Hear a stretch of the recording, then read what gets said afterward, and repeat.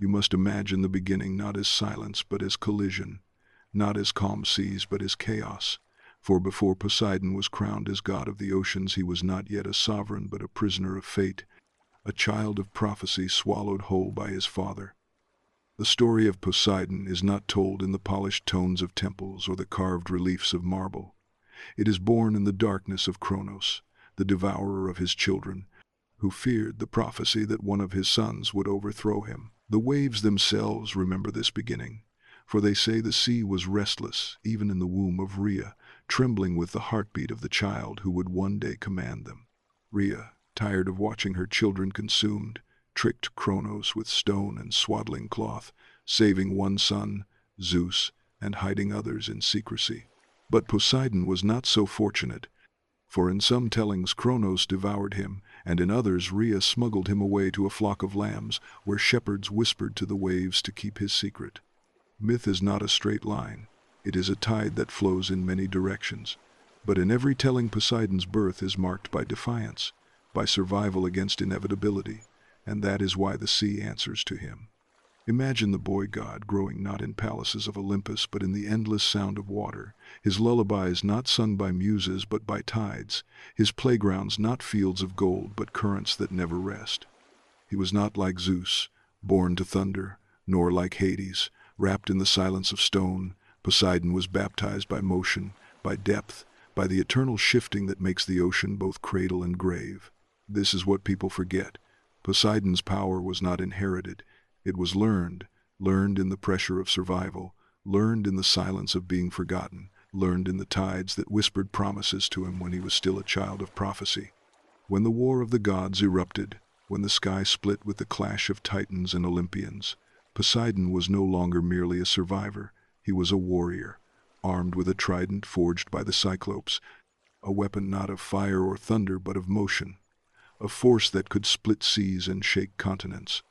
That trident was more than a weapon. It was an extension of his will, 3 prongs to represent the dominion he would claim: the sea, the earthquakes, and the horses that thundered across plains like waves frozen in flesh. To ride a horse was to ride the sea. To control an earthquake was to command the shifting of waters beneath earth. To raise a tide was to remind the world that motion was eternal, and Poseidon was its master. When the Titans fell and the brothers divided the cosmos, fate placed the heavens in the hands of Zeus, the underworld in the grasp of Hades, and the sea in the command of Poseidon. But do not mistake this as chance, for it was not division by luck but recognition of essence. Zeus was thunder, Hades was stone, Poseidon was motion, and motion was the sea. He built not a throne in Olympus, but a palace in the depths of the Aegean, walls of coral, roofs of pearls, floors of sand polished by currents, dolphins and nereids dancing as courtiers, whales as guardians. Every creature of the sea, not a subject, but a choir that sang his sovereignty. And yet Poseidon was not a silent king. He was tempest, he was rage, he was storm embodied. Sailors feared him not because he was distant, but because he was near, because every wave that rose, every storm that broke ships like toys, was Poseidon, reminding them that the ocean was not theirs. But beyond this image of rage lies the truth you were never told. Poseidon's storms were not cruelty but justice, his earthquakes not random but reminders, his trident strikes not punishment but balance. For he understood what mortals forget, that to live by the sea is to live by risk, that to take from the ocean without reverence is to invite ruin, that the sea gives but only to those who respect its endless hunger. Yet Poseidon was not only destroyer, he was creator, father of countless beings, some monstrous, some divine. Pegasus, the winged horse, was his child, born not in flesh but in myth, sprung from the blood of Medusa when she fell to Perseus, a reminder that Poseidon's seed was not merely life but symbols, and symbols endure beyond flesh. Triton too was his son, half man and half fish, herald of his father's court, blowing his conch to calm or stir seas. From Poseidon came not just storms but stories, stories that shaped nations, stories that built cities, stories that reminded every mortal who crossed water that they did so on the mercy of a god whose moods were as vast as tides. You must also remember that Poseidon was not only lord of waves but of horses, For to the ancients the horse was motion embodied, thunder on land mirroring thunder in sea. He was said to have created the first horse by striking the earth with his trident, a creature of muscle and power, a wave given flesh. And in this creation you see his essence. Poseidon is not ruler of one domain. He is ruler of all motion, all change, all force that cannot be chained. His temper was legendary, yes, but it was not madness. It was reflection of the sea itself, calm one moment, catastrophic the next, life-giving and life-taking with no apology. Mortals prayed to him with trembling voices, not for his love but for his restraint, not for blessings but for survival. And yet, behind the storms and tempests, Poseidon was also a dreamer, a god who longed for recognition equal to Zeus, a god whose palace beneath the waves was both throne and prison, a god who loved deeply, sometimes recklessly, leaving behind lovers, nymphs, and queens, and children who carried fragments of his essence across myth. His story is not a single current but a sea of contradictions, as endless and restless as the waves that bear his name. So when you think of Poseidon, do not imagine only the enraged god shaking his trident. Imagine the child who survived prophecy, the warrior who fought titans, the king who built a palace of coral, the creator of horses, the father of waves, the storm that both terrified and sustained mortals, and above all the reminder that the sea is not a backdrop but a sovereign, a force, a truth. This is where the story begins, not in temples but in tides, not in statues but in storms, not in myths told politely, but in the raw surge of waves that whisper his name every time they rise and fall. Poseidon is not remembered. Poseidon is present, and his story, untold until now, is the ocean itself teaching you that power is not permanence, power is motion, and motion never dies. If the first truth of Poseidon was survival, then the second was sovereignty. For once the trident was placed in his hand, he was no longer simply a god among gods, but a force that could never be ignored. And that trident was not merely a tool of destruction, but a symbol of dominion, 3 prongs piercing 3 realms of his influence, the sea, the quaking earth, and the untamed horse. And to understand Poseidon, you must first understand that his essence was never confined to the water alone, but stretched across every movement that could not be chained. The Cyclops who forged it did so not in haste but in reverence, hammering lightning and ocean together, creating a weapon that could shatter mountains or calm seas with a gesture.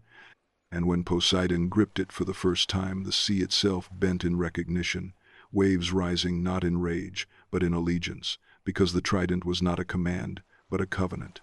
Sailors who looked upon storms believed they saw anger, but what they saw was balance, for Poseidon's wrath was always justice in motion, punishing arrogance, humbling pride, and reminding mortals that water, though it carried their ships, did not belong to them. But the trident was more than judgment.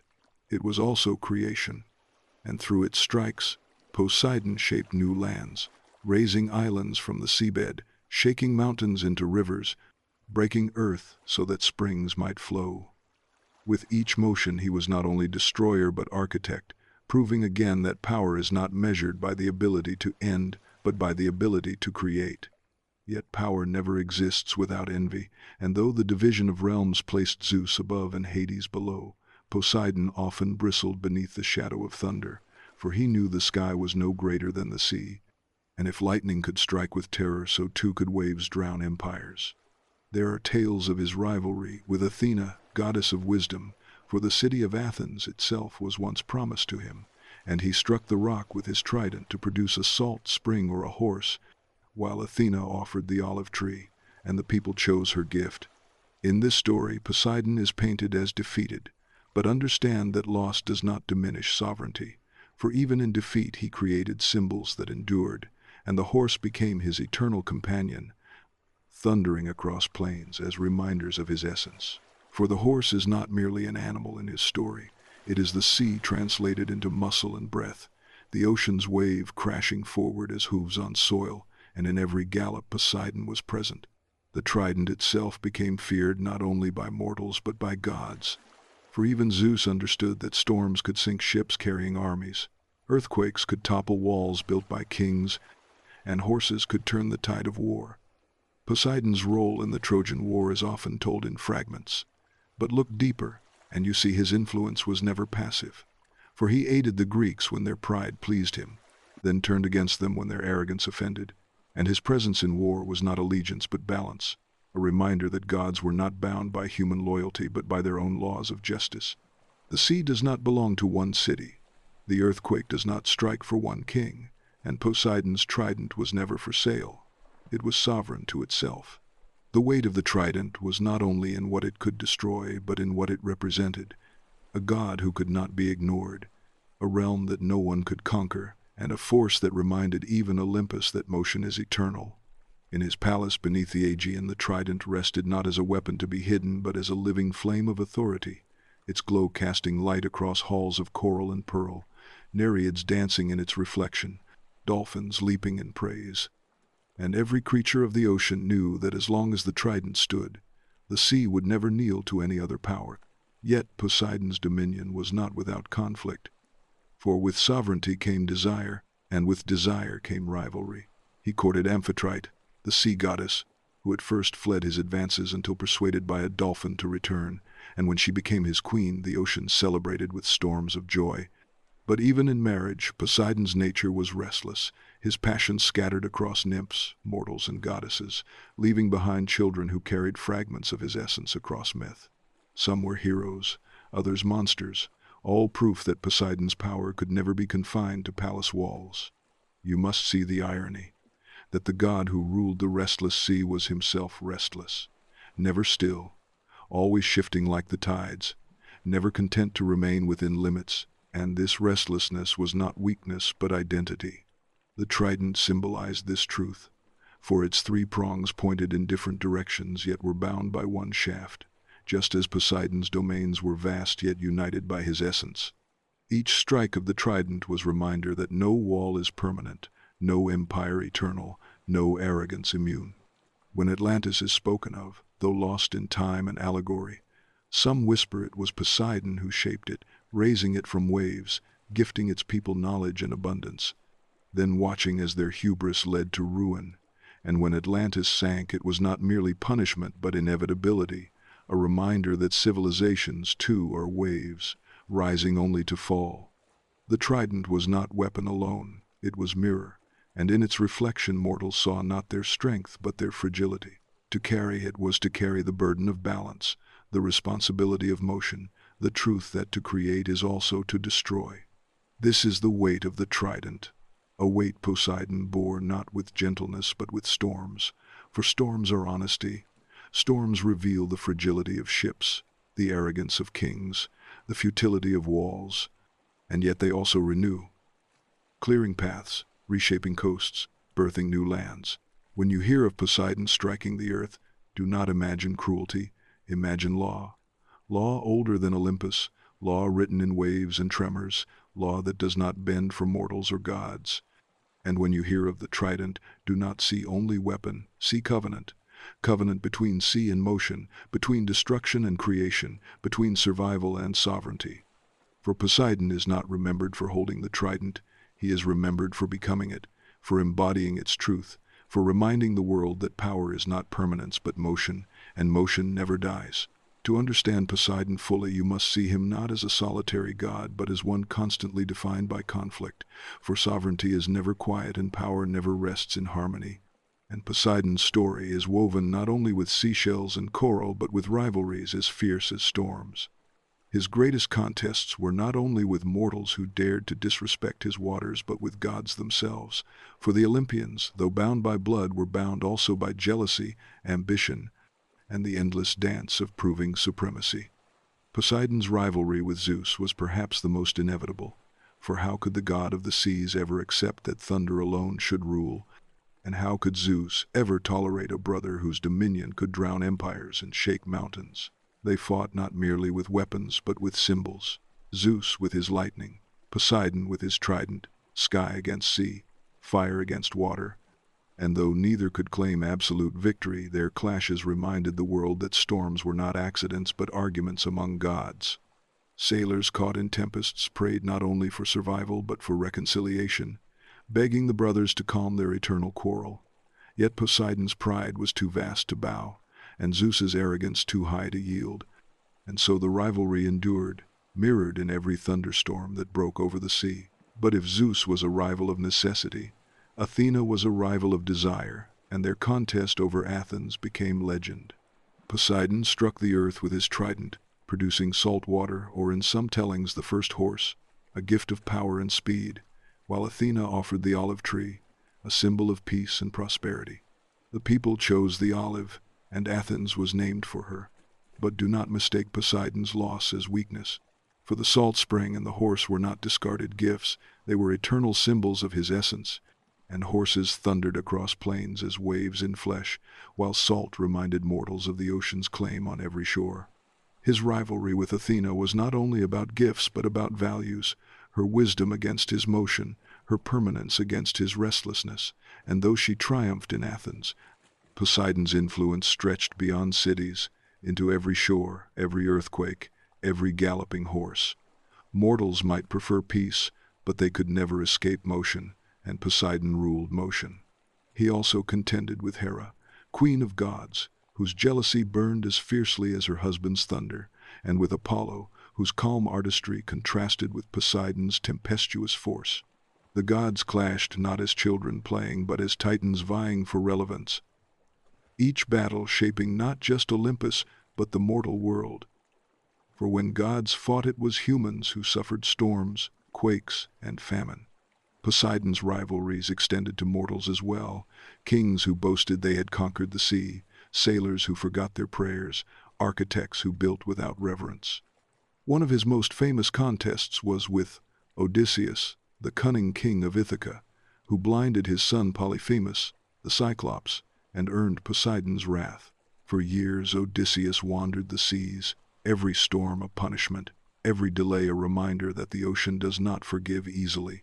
And Poseidon's vendetta became legend, teaching mortals that cleverness may win battles, but defiance of gods brings endless war. The rivalry between Poseidon and Odysseus was not personal alone. It was symbolic, the ocean punishing human arrogance, the sea teaching sailors that wit is not greater than reverence.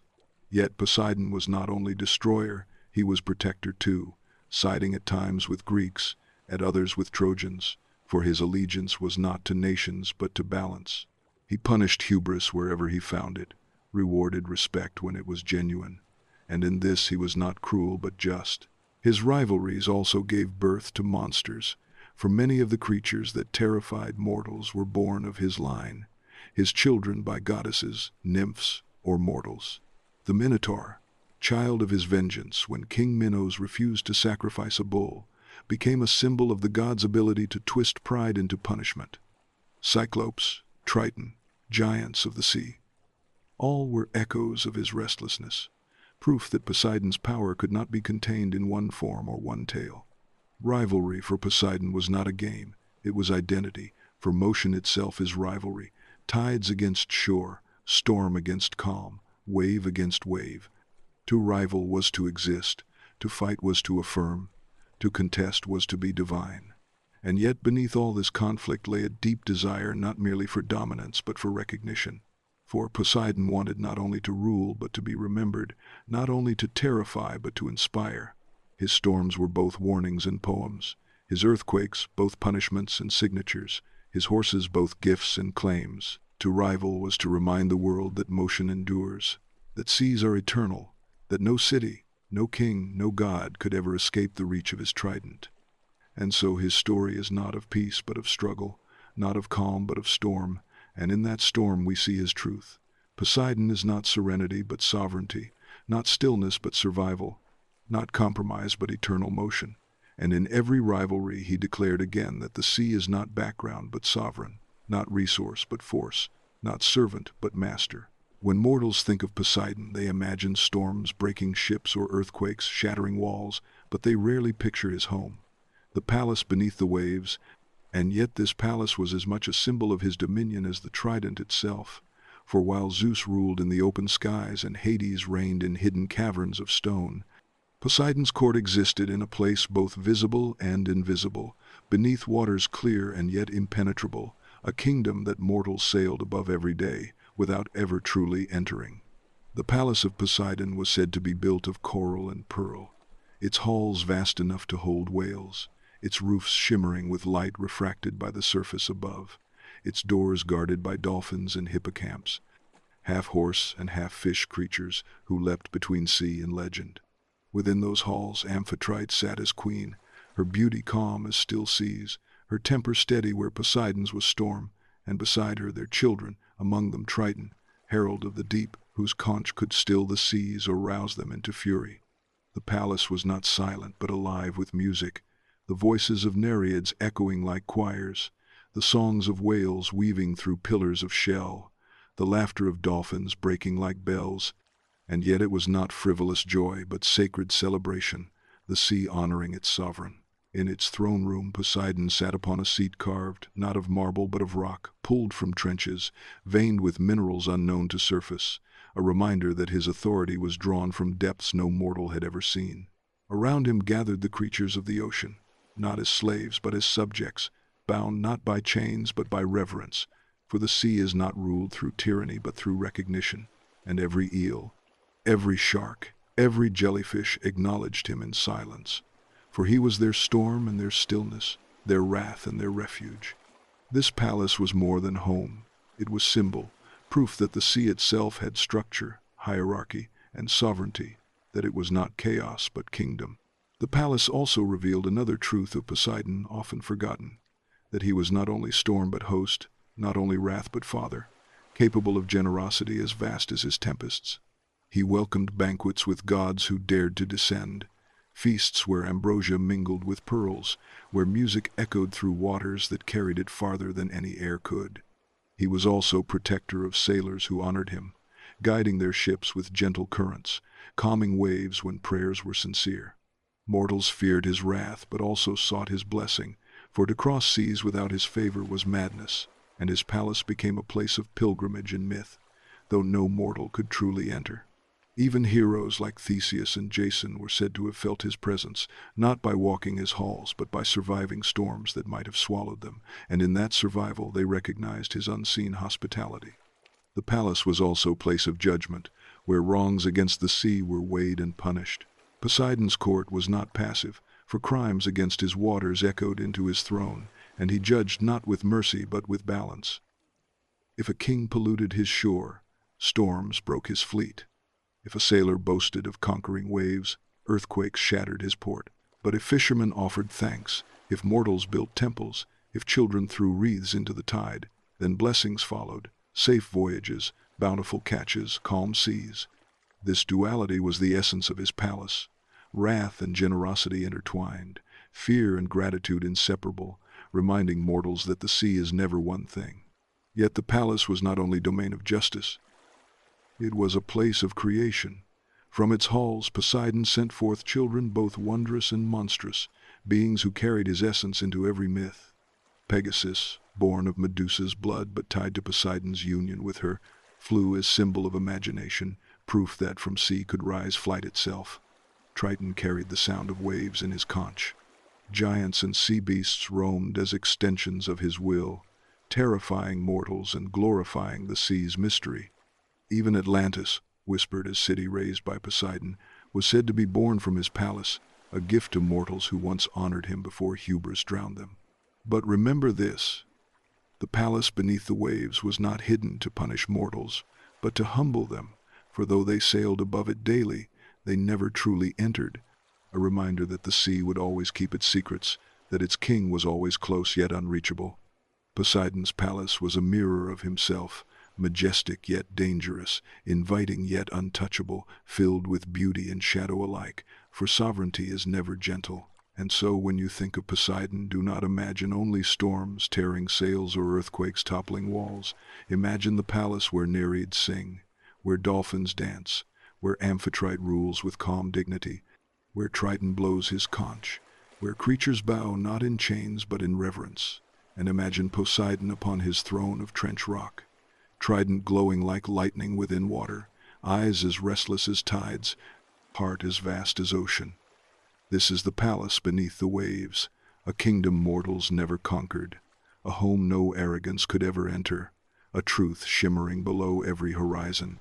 And as long as waves rise and fall, as long as tides come and go, the palace of Poseidon endures, unseen yet eternal, the heart of the sea itself. Poseidon's palace beneath the waves was not only a throne room of sovereignty but a stage for passions, for as restless as the tides were his desires, and in this restlessness he left behind a legacy, not merely of storms and earthquakes, but of unions that stretched across gods, nymphs, mortals, and monsters, a lineage as vast and diverse as the ocean itself. Amphitrite, the Nereid who became his queen, was his anchor, though even she could not contain him fully, for he was the embodiment of motion, incapable of stillness, his love a tide that always returned yet always wandered. The tale of Amphitrite begins with pursuit, for when Poseidon first sought her she fled to the farthest edges of the sea, unwilling to surrender her freedom to the tempestuous god, and only when a dolphin interceded, speaking gently on his behalf, did she relent, her acceptance sealing not only their union but also the dolphin's place in myth as a creature beloved by the god, forever honored in the constellations. With Amphitrite Poseidon fathered Triton, the herald of the sea, a being whose conch shell could calm storms or rouse them into fury, an extension of his father's authority but also a reminder that Poseidon was not merely destroyer but organizer, shaping even chaos into order when needed. Yet beyond Amphitrite his passions spilled endlessly, binding him to goddesses, to queens, to mortals, and even to beings cursed or monstrous. From these unions were born children who embodied fragments of his essence, some wondrous, others terrifying, each carrying forward the inevitability of the sea.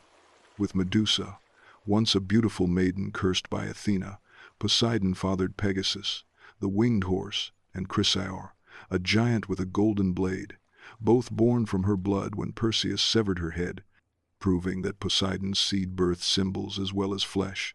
For Pegasus became the mount of heroes and poets, a creature of imagination and transcendence, while Chrysaor embodied martial power, raw and unyielding. With Demeter, goddess of the harvest, Poseidon fathered the horse Arion, swift and immortal, a steed whose speed was legend, linking again sea and land, wave and gallop, proving once more that the horse was not merely an animal but a divine manifestation of his essence.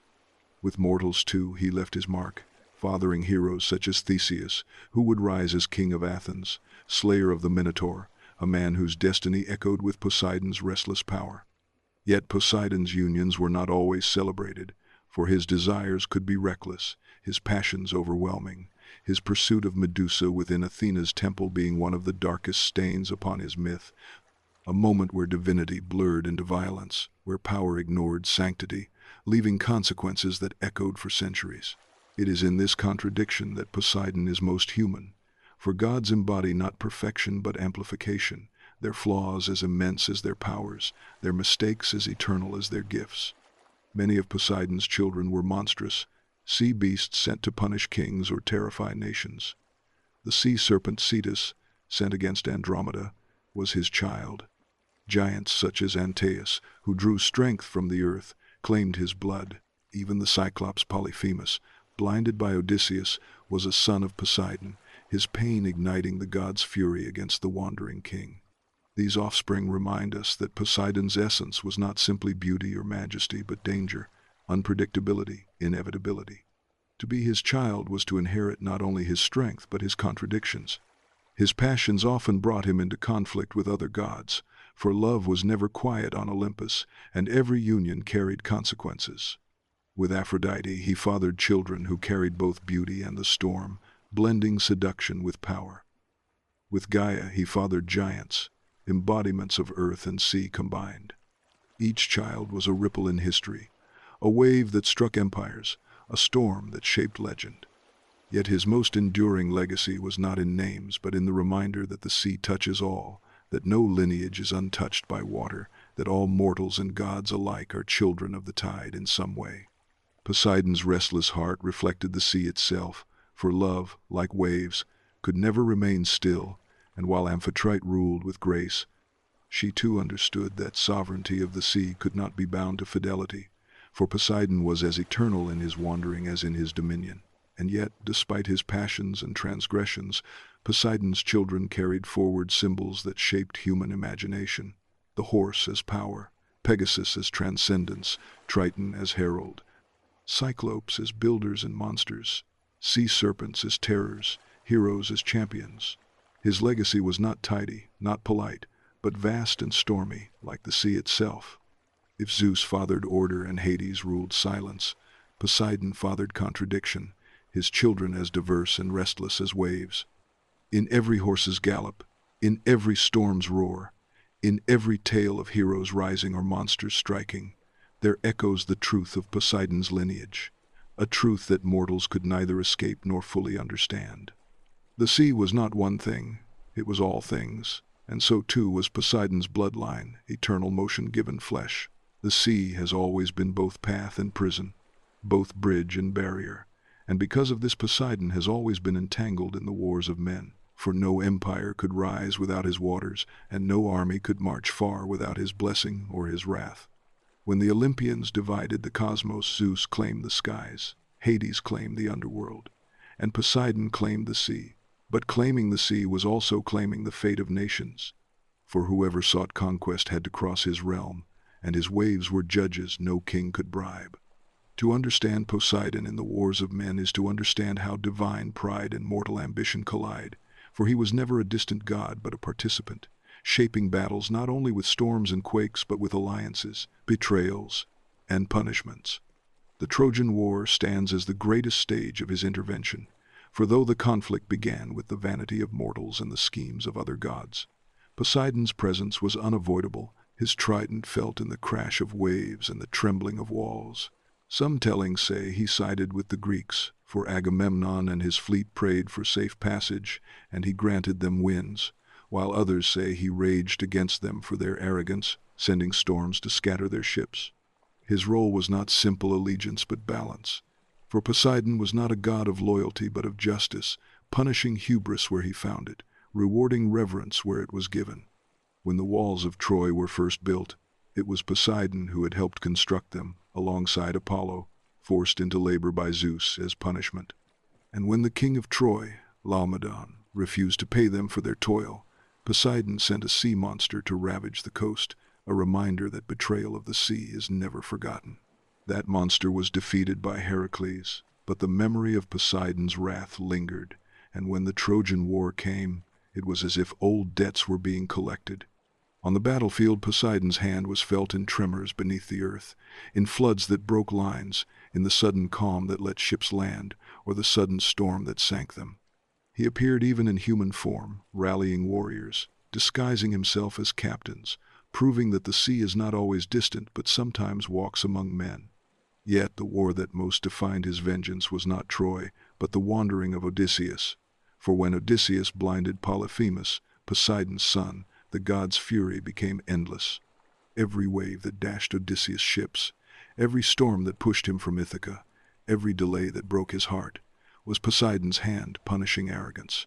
It was not simply the injury to his son that angered him, but the pride with which Odysseus declared his own name after the deed, boasting to the winds. That boast turned cleverness into hubris, and Poseidon made him pay, teaching the world that wit is valuable but reverence is greater. That to outsmart a god is one thing, but to mock him is another. And mortals who confuse triumph with supremacy find themselves wandering forever. Beyond Odysseus, Poseidon's influence stretched into countless other wars. When kings built fleets without offerings, he broke them with storms. When armies marched across plains, he shook the earth beneath them. When heroes prayed with sincerity, he lent them winds. His role was not as partisan but as arbiter, punishing arrogance, balancing pride, teaching mortals that victory is never their own but always borrowed from forces beyond them.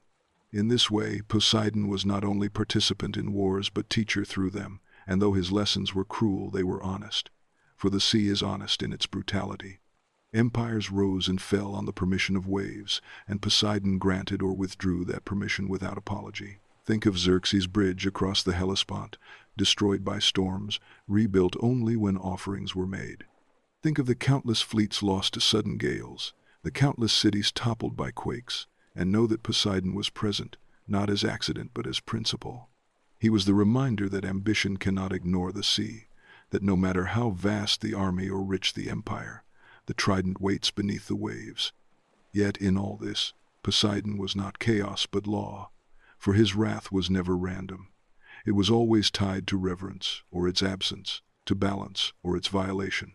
His wars were not for conquest but for remembrance, to ensure that mortals never forgot that their empires rested on tides, their walls on trembling earth, their horses on gifts of his breath. Poseidon in the wars of men was not villain or hero, ally or enemy. He was inevitability. He was the tide against which arrogance always broke, the storm that scattered armies, the quake that toppled pride.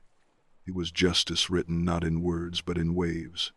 And though mortals cursed him, prayed to him, feared him, and sought his favor, the truth remained eternal. No war was ever truly won by men alone, for the sea was always a combatant, and the sea belonged to Poseidon. If Zeus reigned above the clouds and Hades below the soil, then Poseidon ruled the fragile threshold where land and water collided, and in this threshold he was not merely a guardian of waves but a shaper of lands, a breaker of walls, a god whose trident carved the geography of the world. When mortals built cities, they believed their walls eternal, but Poseidon's tremors reminded them that stone was only temporary, that the earth itself was as restless as the tides, and when his trident struck, mountains split, islands rose, coasts vanished, and civilizations were humbled. He was not merely master of waves but master of earthquakes, earning him the title Earthshaker, and through this title he revealed the truth that the ocean and the land are not separate realms but two halves of the same restless force. To command the sea was also to command the trembling beneath it, for water and rock share one heartbeat, and Poseidon was its pulse. Imagine the birth of an island rising from the sea as if Poseidon himself had lifted it, smoke and fire pouring from the ocean as land emerged where there was only water, and mortals seeing it as miracle when in truth it was reminder. Reminder that the earth itself is alive, that its foundation is never still, that permanence is illusion. The Greeks told stories of Poseidon raising islands like Delos, sanctuary of Apollo and Artemis, and they saw his trident not only as weapon but as chisel, carving continents, shaping the map, writing geography as easily as mortals write words. Earthquakes were feared as his footsteps, and when walls cracked, temples fell, or mountains shifted, mortals whispered his name, for they knew it was not accident but presence. No city was beyond his reach, no empire immune, and kings who defied him soon learned that stone yields as easily as sail when Poseidon is angered. The tale of Atlantis is perhaps the clearest parable of his power as both shaper and destroyer. He raised it from the sea, gifting its people abundance, knowledge, and beauty, and for a time Atlantis thrived as jewel of the world. But when its people grew arrogant, when they forgot reverence, when hubris replaced humility, Poseidon did not need to summon armies or cast lightning. He let the sea reclaim what he had given. Atlantis sank not by accident but by law, by the inevitability that pride drowns when it forgets the sea. This duality defines Poseidon's role. He creates not for possession but for lesson, and what he creates he can unmake, not in malice but in balance. Cities rose on his blessings, cities fell on his anger, and in both he was consistent, a god of motion, of change, of eternal flux. Beyond myth, this truth resonates in reality, for the ancients who told his stories knew well the terror of earthquakes and the mystery of islands born from fire, and they saw in Poseidon not fantasy but explanation, not metaphor, but personification of the forces that shaped their lives. He was the bridge between myth and geology, between imagination and catastrophe, between prayer and survival. Poseidon's trident was therefore not only a weapon but a pen writing landscapes, each strike a sentence, each tremor a word, each island a verse in his endless poem of creation and destruction. Mortals feared his wrath, but they also depended on his gifts, for new lands meant new harvests, new coasts meant new harbors. Earthquakes toppled walls, but also revealed springs, and so Poseidon's power was not merely terror but necessity. He reminded the world that destruction and creation are not opposites but twins, that to build is always to risk collapse, that to be given land is also to one day surrender it. The god of the sea was not confined to water. He was the very instability of existence, and his story is proof that permanence is illusion, that all walls crack, that all empires sink, that all maps are temporary. Yet in this instability there is beauty, for Poseidon's hand carved diversity into the world, making it endless, unpredictable, alive. Without his tremors, the earth would be static. Without his storms, the seas would be dead. Without his contradictions, there would be no story to tell. Poseidon, as shaper of lands and breaker of walls, was not villain but sculptor, sculpting with waves, with earthquakes, with inevitability, and reminding mortals that life itself is motion, and motion never dies. To look at Poseidon is to look at contradiction made divine, for he was both storm and calm, both protector and destroyer, both giver of horses and sender of serpents, both father of heroes and sire of monsters. And this duality was not a flaw but his essence, for Poseidon embodied motion, and motion is paradox. The sea he ruled could cradle ships across oceans, or break them to splinters in a single night.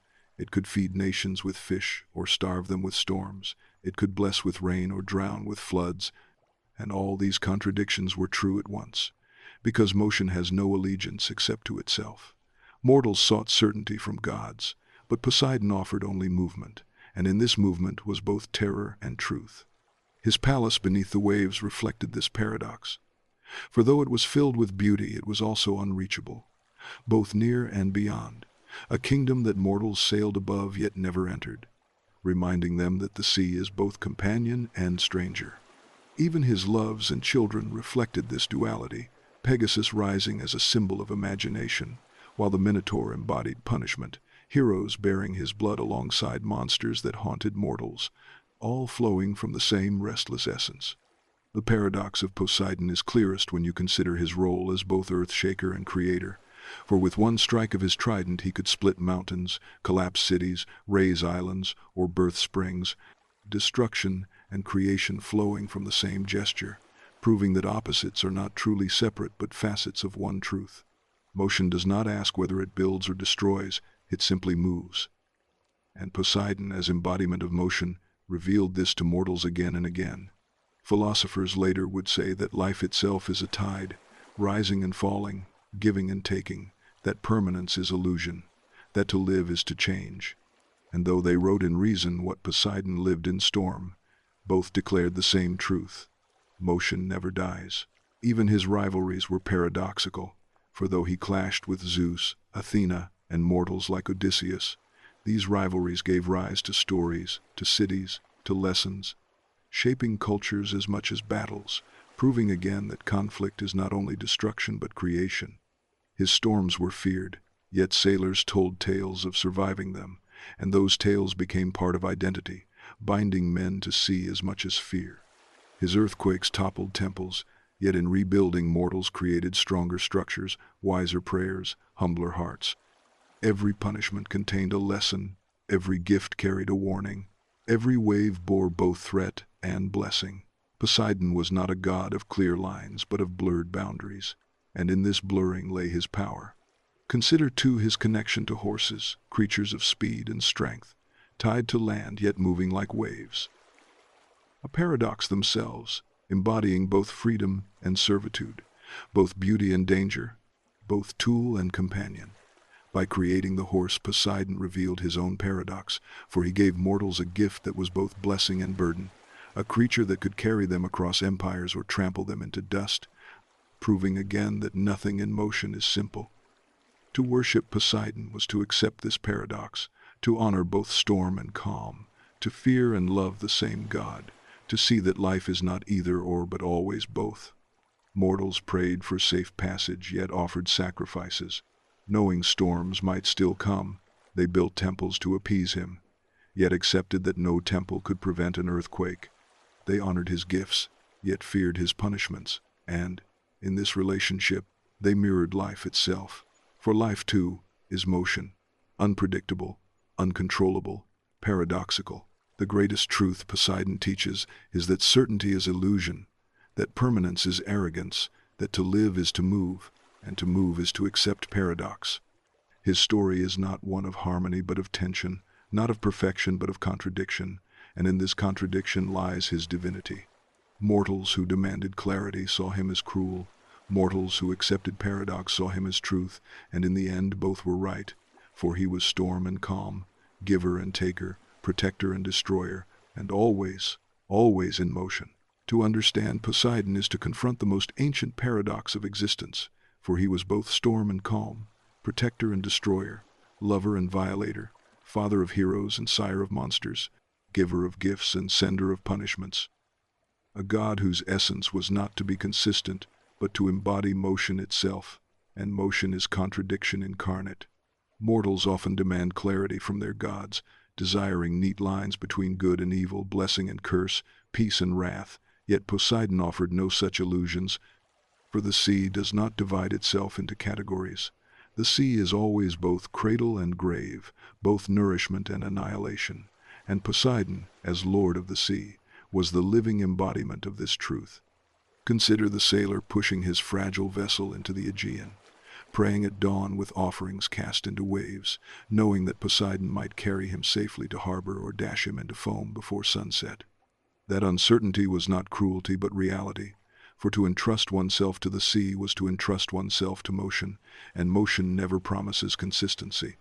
Poseidon's palace beneath the waves mirrored this duality, for though it shimmered with coral and pearl, though Nereids danced in joyous choirs, though dolphins leapt at his command, its very inaccessibility reminded mortals that beauty can also be distance, that majesty can also be untouchable, that the kingdom of the sea is both visible and invisible, near yet unreachable.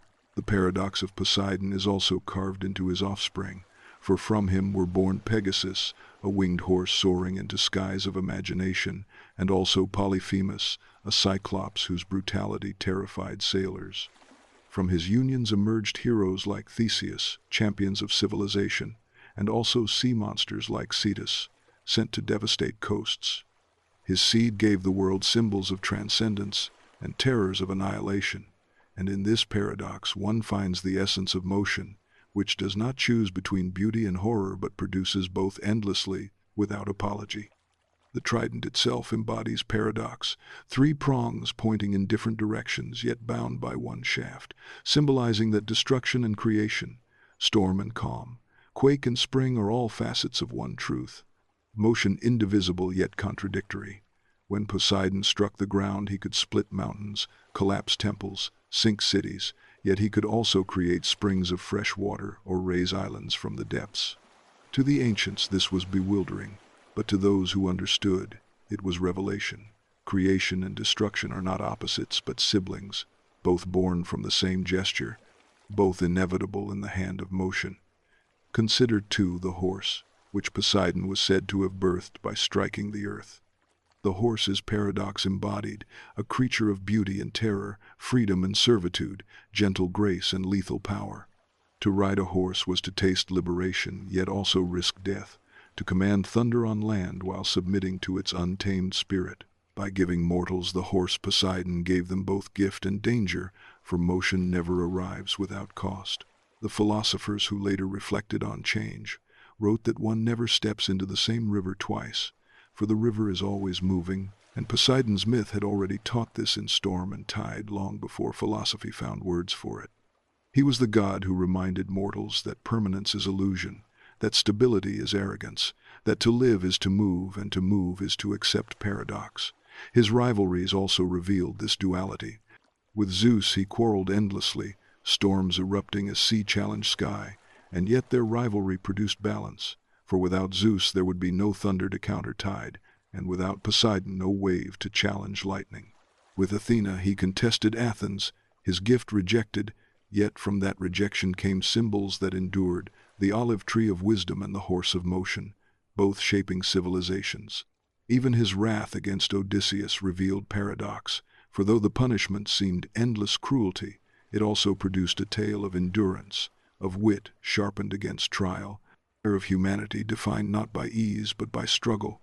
Poseidon's wrath created Odysseus's legend, and thus destruction birthed story. Punishment created myth, suffering became meaning. Mortals often cursed Poseidon for this, seeing him as capricious, unjust, cruel. Yet those who looked deeper saw that he was not whimsical but inevitable, not petty but principled, for every wrath was tied to reverence betrayed, every punishment to arrogance unmasked, every gift to humility remembered. He was not chaos but law, law older than kings, law written in waves and tremors. The paradox of Poseidon lies also in the emotions he inspired. Sailors both feared and loved him, praying for his favor while trembling at his name.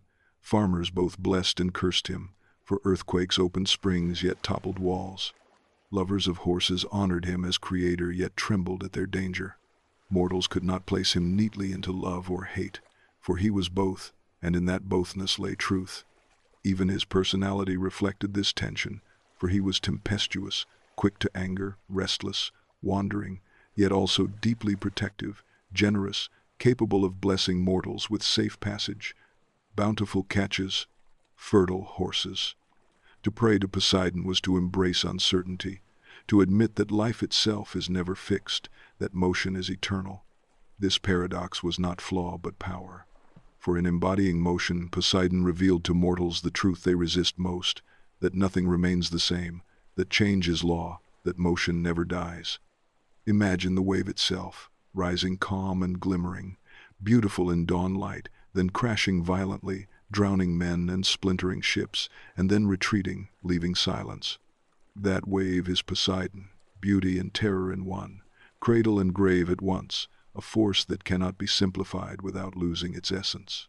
Mortals desired certainty, but Poseidon offered truth, and truth is paradox. His story is a mirror of existence, for life itself is storm and calm, blessing and curse, creation and destruction, all bound together in motion.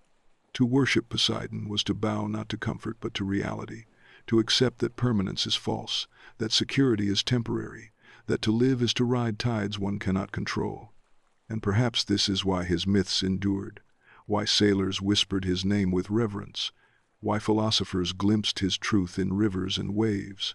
For Poseidon was not a god of illusion but of honesty, and honesty is paradox. His storms were terrifying, but they were real. His punishments cruel, but they were just. His gifts dangerous, but they were true. In Poseidon, mortals saw not fantasy, but themselves magnified, their own contradictions given divine form, their own struggles mirrored in waves. The paradox of motion is that it destroys even as it creates, it blesses even as it curses, it terrifies even as it sustains, and Poseidon's existence was living proof of this paradox. To name him cruel is incomplete, to name him generous is insufficient, to name him anything simple is false. He is all, always moving, always shifting, always storm and calm, always paradox, always motion, and motion never dies.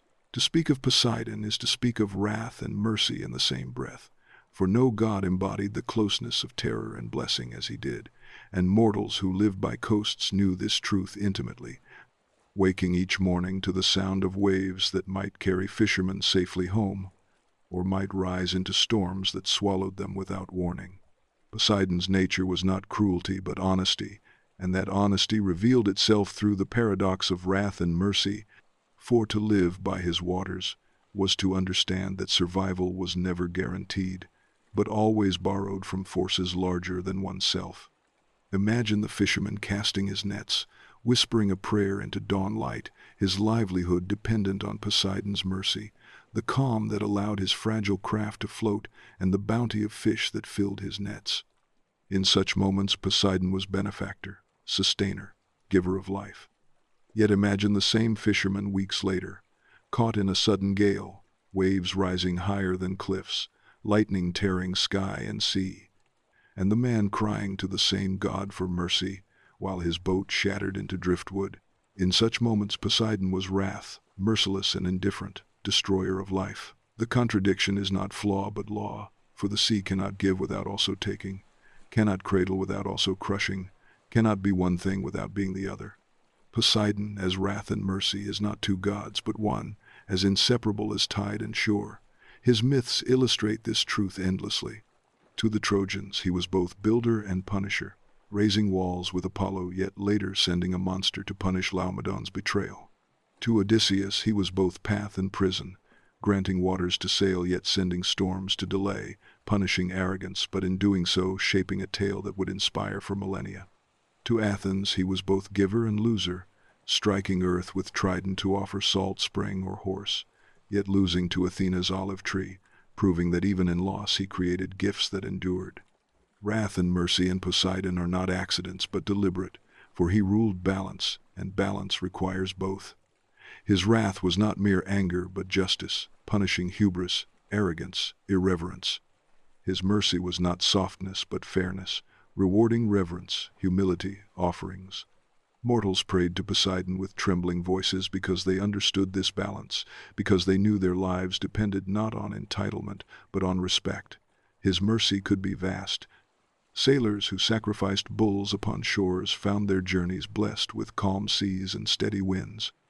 Cities that built temples upon cliffs overlooking waves found themselves protected from storms that shattered others. Farmers who honored him in drought found rain returning, springs opening where his trident had struck. Yet his wrath was equally vast. Minos, who betrayed his promise to sacrifice the bull sent by Poseidon, was punished with the birth of the Minotaur, a terror that haunted his people. Odysseus, who boasted of blinding Polyphemus, endured years of wandering. Xerxes, who whipped the Hellespont for breaking his bridges, learned that storms could not be conquered by arrogance. Poseidon's wrath was never random but always principled, always tied to disrespect, always a mirror of human arrogance reflected in waves. And yet in both wrath and mercy there was lesson. For Poseidon's true gift was not calm seas but understanding. The understanding that mortals live not as masters of nature but as guests upon it. That survival is always conditional. That respect is the only offering that can temper inevitability. To live by the sea was to live with Poseidon daily, his moods dictating prosperity or ruin, his favor or fury shaping destinies. Unlike Zeus, who thundered from above, or Hades, who ruled unseen, Poseidon was immediate, tangible, ever-present. His waves touched every shore, his quakes shook every city, his storms challenged every fleet.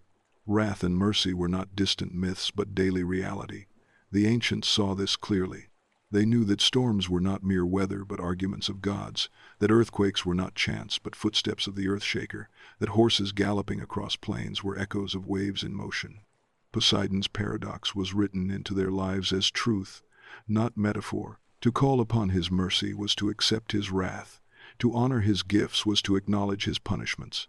To pray to him was to confess that one's life was fragile. This intimacy made Poseidon both feared and beloved.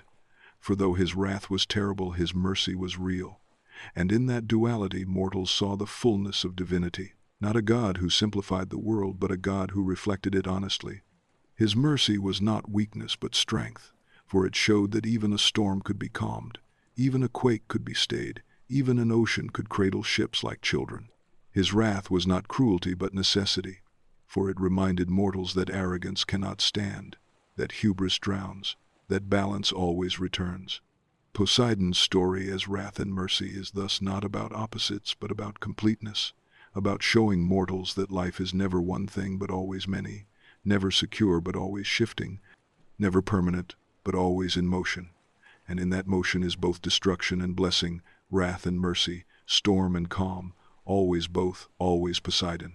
Empires rise with pride and fall with silence. And no god was a more constant witness and judge of this truth than Poseidon, for while kings believed their walls eternal and their fleets invincible, Poseidon knew that stone crumbles as easily as wood splinters, that armies cannot march across oceans without permission, that cities glittering with wealth are still vulnerable to a single tremor beneath their feet. To understand Poseidon is to understand not only the sea but the fragility of every empire that ever dared to look upon it without reverence. When mortals dreamed of conquest, they looked upward to Zeus for thunder, downward to Hades for wealth. But when they set their ships upon the water, when they sent their armies across straits, when they built their harbors and carved their ports, they belonged to Poseidon. His trident was more than a weapon. It was a reminder that motion itself is empire, and motion does not bow to kings. The stories of empires undone by his wrath are countless. Consider Atlantis, said to have been his gift, raised from the sea in abundance and wisdom, thriving in beauty and knowledge, yet undone by its own hubris, sinking beneath waves that reclaimed what Poseidon had given. Whether allegory or history, Atlantis is the eternal parable of the sea. What is given can be taken. What is raised can be drowned. What believes itself eternal will one day fall. Consider Troy, whose walls Poseidon himself had helped to build under command of Zeus, only to later punish the city when King Laomedon refused him just reward. From betrayal rose a debt, and from that debt came a monster from the sea, Cetus, sent to ravage its coast, proof that Poseidon's memory is long and his justice relentless. Consider Odysseus, whose cleverness undid Troy, but whose arrogance earned Poseidon's endless storms, teaching the world that even the most cunning cannot defy the sea. Consider Xerxes, who sought to lash the Hellespont for breaking his bridges, believing himself master of water, only to find storms scattering his fleet. Empires that mocked Poseidon were undone not by armies but by waves, not by swords but by motion itself. Even Rome, centuries later, feared the earth-shaker, for every tremor beneath their marble reminded them that no empire can conquer the trembling of the earth, that the sea remains beyond dominion. Yet Poseidon was not only destroyer of empires but also their sustainer, for those who honored him found his blessings vast. Athens, though choosing Athena over him, still prospered under his storms when its sailors offered proper prayers. Corinth, with temples raised in his name, became a hub of trade blessed by safe passage. Cities that built harbors with reverence to him found prosperity, while those who boasted of conquering the sea found ruin. Poseidon did not hate empires but humbled them, ensuring they remembered that their power was borrowed, that no throne could stand without balance, that the sea gives only to those who honor it. In this balance lies his paradoxical mercy, for Poseidon did not seek annihilation but remembrance. His wrath was justice, his blessings sustenance, his storms lessons written in waves.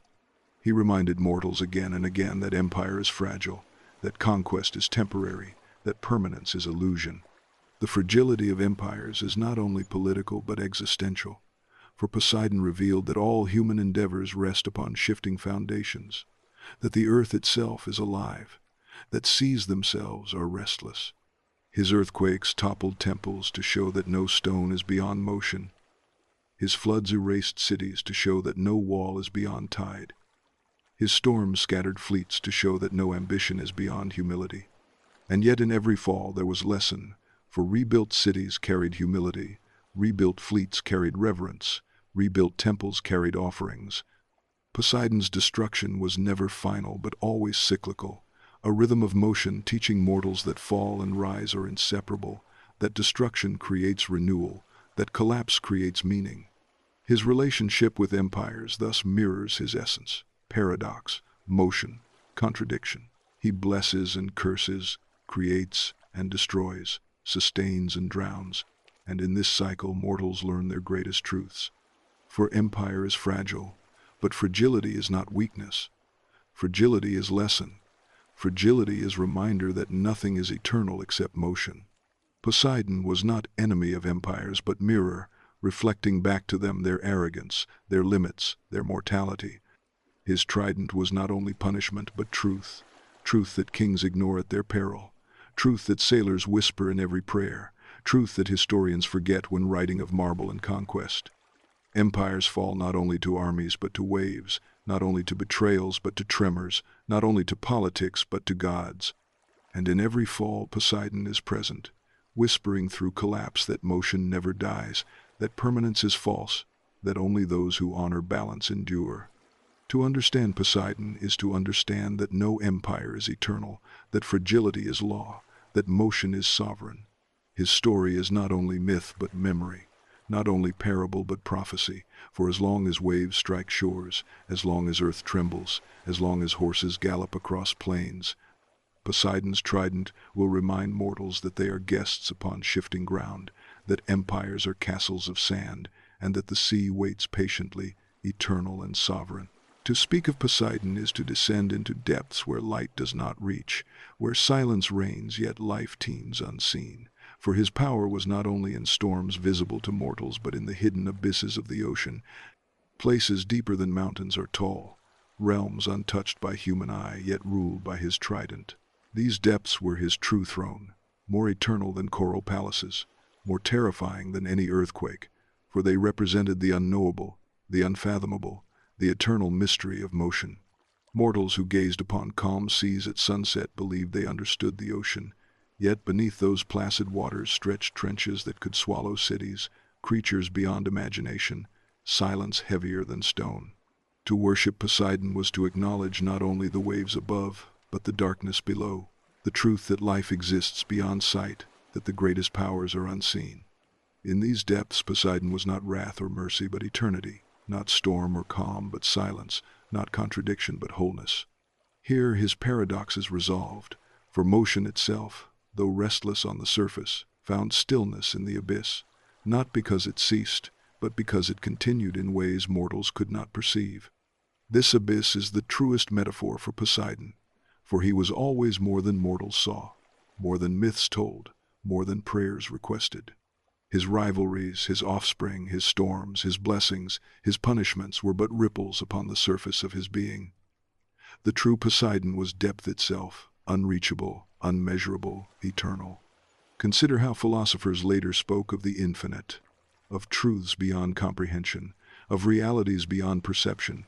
They groped with words toward what sailors already knew, that beneath every calm lies an abyss, beneath every certainty lies mystery, beneath every life lies death. And yet death itself is not end but transformation, another motion. Poseidon embodied this not as metaphor but as reality, for his kingdom was the abyss itself. To honor Poseidon was to honor the truth that mystery is eternal, that not all is known, that life is greater than understanding. This is why sailors feared and revered him, why kings prayed before launching fleets, why poets sang of him with trembling voices, for they all knew that beyond their sight, beyond their walls, beyond their maps, lay depths they could never master. And yet in this fear there was also awe, for Poseidon was not only terror but wonder. The same abyss that could swallow ships also birthed life. The same darkness that hid monsters also nurtured beauty. The same depths that drowned men also gave rise to currents that fed fish, rains that fed crops, springs that sustained villages. The abyss was not emptiness but fullness, not death but womb, not silence but symphony unheard. Poseidon, as Lord of Depths, was therefore not merely God of destruction but God of eternal renewal, for every death in his waters fed life, every collapse fed growth, every silence hid song. His eternal depths remind mortals that life is greater than surface, that truth is deeper than appearances, that meaning lies not only in what is seen but in what is unseen. To contemplate Poseidon is to contemplate mystery, and to accept mystery is to find humility.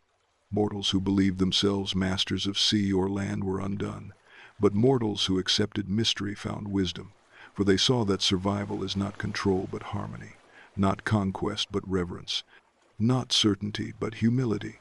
Poseidon's eternal depths thus became not only his kingdom but his lesson, that life is unfathomable, that death is transformation, that mystery is truth. In this lesson lies his greatest power, greater than trident, greater than storm, greater than quake. For while storms fade and quakes cease, mystery endures, abyss remains, depth never dies. Poseidon is eternal not because he rules waves, but because he is depth, and depth is forever. His story, therefore, is not only of rivalry or wrath, mercy or motion, but of eternity, the eternal abyss within which all motion occurs, the eternal silence beneath which all storms echo, the eternal truth that mortals will never master, never conquer, never escape. To honor Poseidon is to bow to this eternity, to whisper into waves, knowing they carry your voice into darkness you will never see, to offer sacrifice, knowing it falls into depths beyond return, to sail knowing you float above an abyss without end. This humility is not defeat but wisdom, for in accepting mystery mortals find truth, and in finding truth they find peace. Poseidon is wrath and mercy, storm and calm, motion and paradox, but above all he is depth, eternal and sovereign, the reminder that life itself is an ocean, surface, shimmering yet abyss eternal, and in that abyss lies the God who never dies. The power of Poseidon was not only in storms and earthquakes nor in the myths told by poets but in the daily lives of mortals who lived with the sea as their neighbor, their enemy, their sustainer, and their judge. And because of this, his presence was not confined to Olympus, but spread through temples, rituals, sacrifices, and festivals that echoed from coast to coast across the Mediterranean world. To worship Poseidon was to admit that survival itself depended upon reverence, that to ignore him was to invite ruin. And so fishermen, sailors, merchants, farmers, and kings all bowed to the earthshaker, each in their own way, each hoping to soften storms and steady the trembling earth. The cult of Poseidon was strongest in coastal cities where the sea was both lifeline and threat. For these people knew that every journey began with a prayer, and every harbor was a temple without walls. At Cape Saunion, high upon cliffs overlooking the Aegean, rose one of the grandest temples to Poseidon, a place where sailors departing Athens stopped to offer sacrifice, knowing their ships were fragile before the waves. The columns of that temple still stand even now, bleached by centuries of sun and salt, a reminder that men of old placed their trust in marble and prayer before venturing into waters that could kill them within moments. In Corinth, too, a city of trade and sailors, Poseidon was honored above all, for commerce depended on safe seas, and there the god was not only feared but cherished, patron of wealth and survival alike.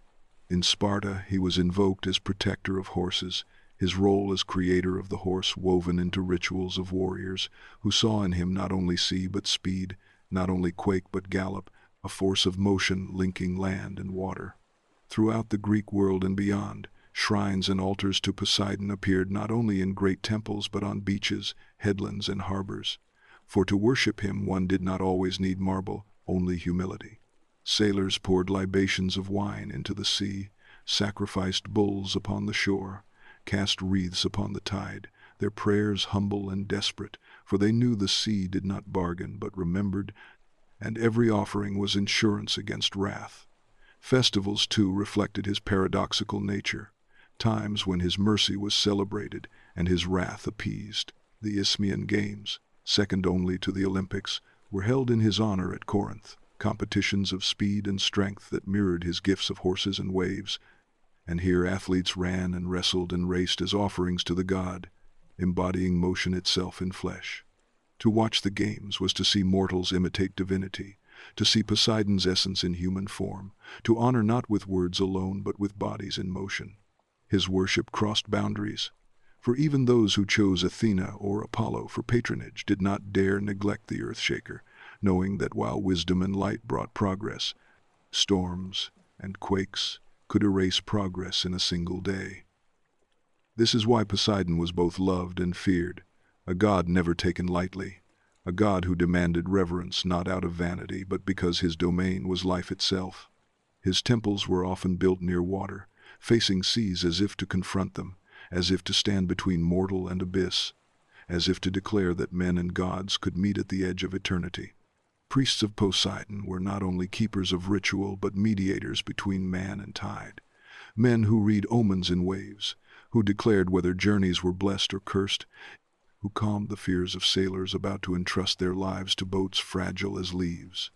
Worship of Poseidon also carried a political dimension, for cities that honored him declared themselves seafaring powers, their temples not only acts of devotion but symbols of naval strength, their sacrifices both prayers and politics.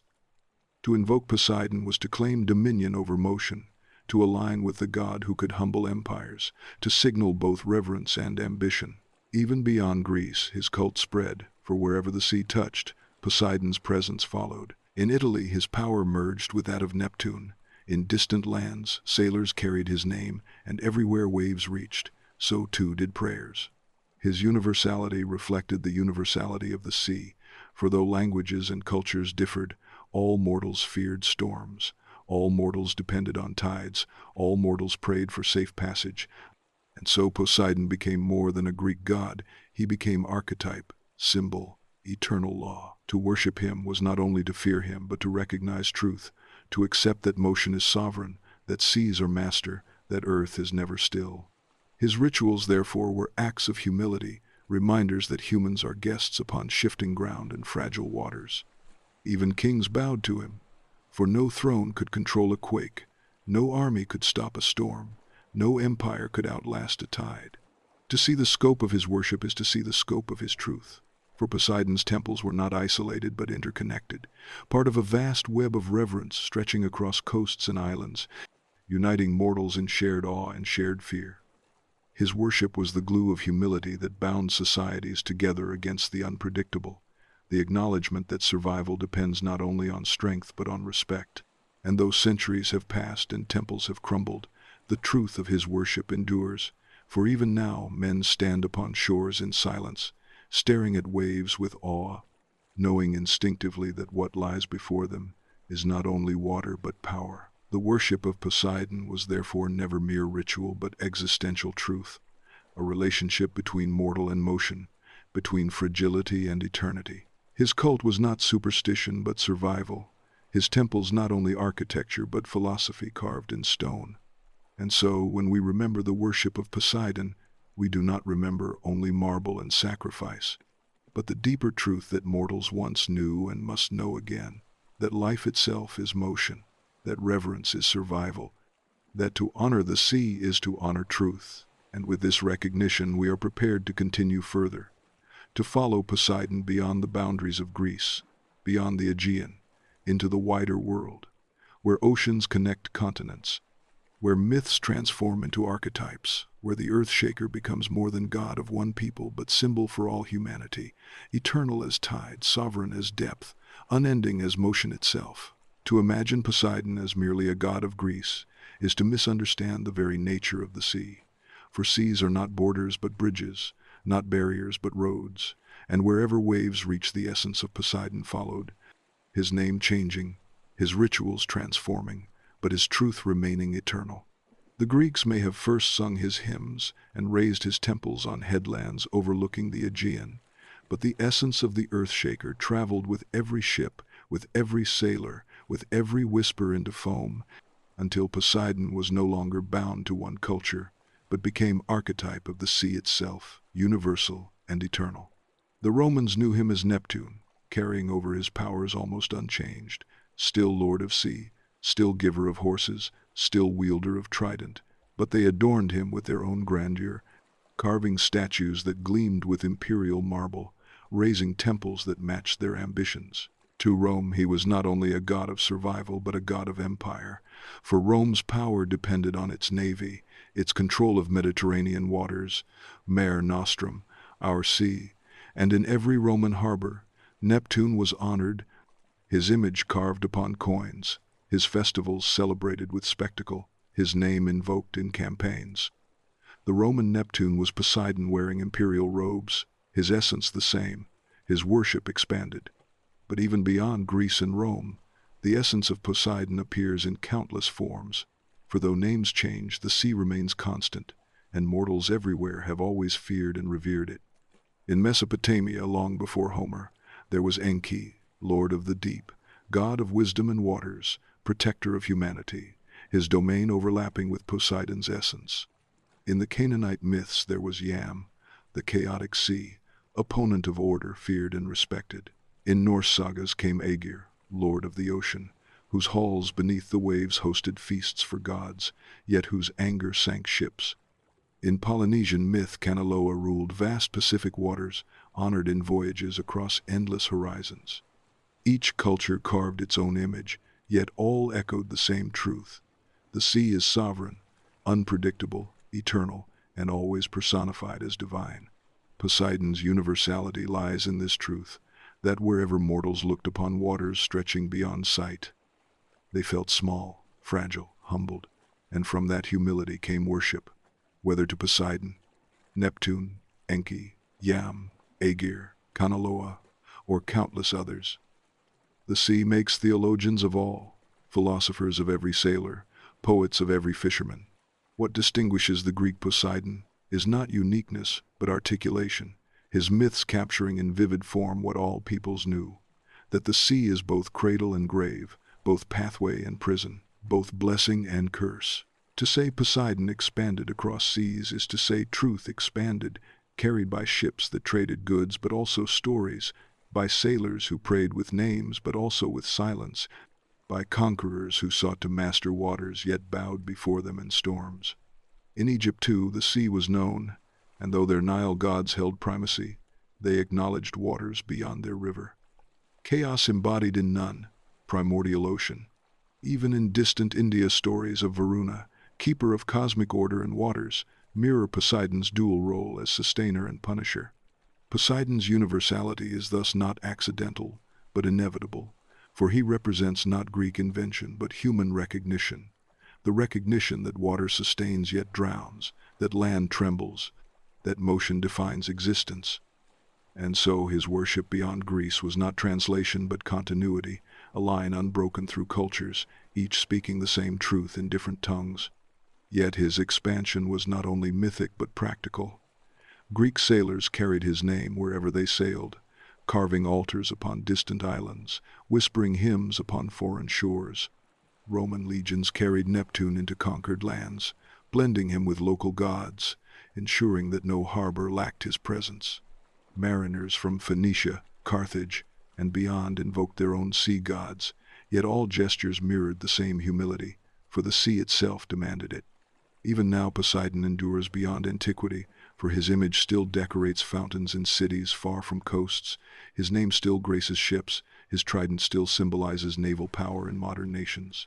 He has transcended myth to become symbol of sea itself, a reminder etched in collective memory that the ocean cannot be conquered, only respected. His trident gleams upon emblems of navies, his horses gallop still in literature, his storms rage still in imaginations, proving that Poseidon never died but simply transformed, eternal as tide. To speak of Poseidon beyond the Aegean is therefore to speak of universality, of truth carried across waves, of myth becoming archetype, of local god becoming eternal symbol. Poseidon is no longer only Greek nor Roman, he is human recognition itself, the embodiment of awe before water, of humility before depth, of reverence before motion. And as long as humans look upon the sea, no matter their language or culture, they honor him still, whether they call him Poseidon, Neptune, Enki, Yam, Aegir, or by no name at all. The waves are his hymn, the tides his liturgy, the abyss his temple, and mortals his worshippers simply by surviving upon coasts.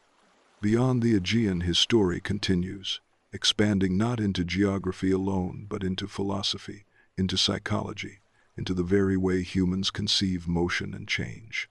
Poseidon across seas is Poseidon within us all, the reminder that life is vast, that depth is eternal, that humility is wisdom. His reach is unending, his truth universal, his motion eternal. To speak of Poseidon is not only to speak of waters that stretch across the earth, but of tides that move within the soul. For the myths of gods are never only about forces outside, but about truths within. And in Poseidon mortals saw not only the ocean they sailed, but the storms they carried in their hearts. His paradox of wrath and mercy, his duality of creation and destruction, his power to protect or to punish, all mirrored the emotions, contradictions, and depths of the human spirit. The ancients told stories of him not merely to explain waves, but to explain themselves. For to live is to be in motion, to rise and fall, to bless and wound, to be calm one moment and tempestuous the next.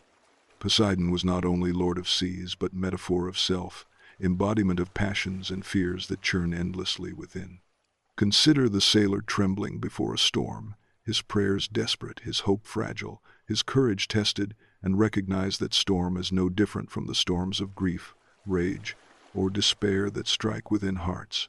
Poseidon's waves are not only external but internal, waves of anger that crash suddenly, waves of joy that lift without warning, waves of memory that return unbidden, waves of desire that carry one away. To understand Poseidon is to understand that the sea within is as vast as the sea without, that the trident pierces not only earth but spirit. His earthquakes, too, are internal, for who among mortals has not felt their foundations tremble, their certainties collapse, their walls crack? An earthquake in the soul is as devastating as one in the land, and Poseidon embodies both, reminding mortals that no foundation is eternal, that all stability is illusion, that fragility is law. Yet in this shaking lies renewal, for what collapses can be rebuilt, what falls can be raised again, and Poseidon teaches resilience through ruin. His gift of horses reflects also the spirit, for horses are passions, swift and powerful, dangerous yet beautiful, needing mastery yet never fully tamed. Every mortal carries horses within, instincts and desires that can trample or carry to greatness, and to ride them is to live in harmony with motion. To ignore them is to be dragged, to abuse them is to be destroyed. Poseidon gave horses not only to the land, but to the soul. Reminders that passion is gift and danger both, that freedom is risk, that control is balance, that motion is eternal. Even his rivalries mirror the soul, for who has not felt the clash between wisdom and desire as Athena and Poseidon clashed over Athens, the contest between calm reason and restless passion? Who has not felt rivalry between self and destiny as Odysseus felt, between pride and humility, between cleverness and reverence? Poseidon's myths are mirrors of these struggles, externalized into gods and storms but internal truths of every heart. To contemplate Poseidon is therefore to contemplate oneself, to look upon sea and recognize depth, to look upon storm and recognize anger, to look upon quake and recognize collapse, to look upon horse and recognize passion. His worship was not only ritual but psychology, his myth not only history but philosophy, his essence not only nature but self. The ancients knew this intuitively, for they lived closer to sea, closer to fragility, closer to paradox, and they told stories that gave them meaning. Poseidon was terrifying yet beloved because the self is terrifying yet beloved, because emotions are storms but also gifts, because change is frightening but also life. In Poseidon they saw themselves magnified, their flaws divine, their struggles eternal, their passions cosmic. To honor him was to honor truth within. To appease him was to seek balance. To pray to him was to admit fragility. To fear him was to fear oneself. His paradox was not only cosmic but personal, his depth not only abyssal but spiritual. This is why his myths endure, why sailors still whisper prayers, why poets still invoke waves, why thinkers still use tides as metaphors. Poseidon is not gone because the sea is not gone, and the sea within is not gone. As long as humans feel passion, collapse, storm, calm, depth, mystery, Poseidon remains. To live is to carry him, to feel him, to be him in part, for mortals too are storm and calm, wrath and mercy, creation and destruction, fragility and resilience. The trident pierces all, and through that piercing comes truth.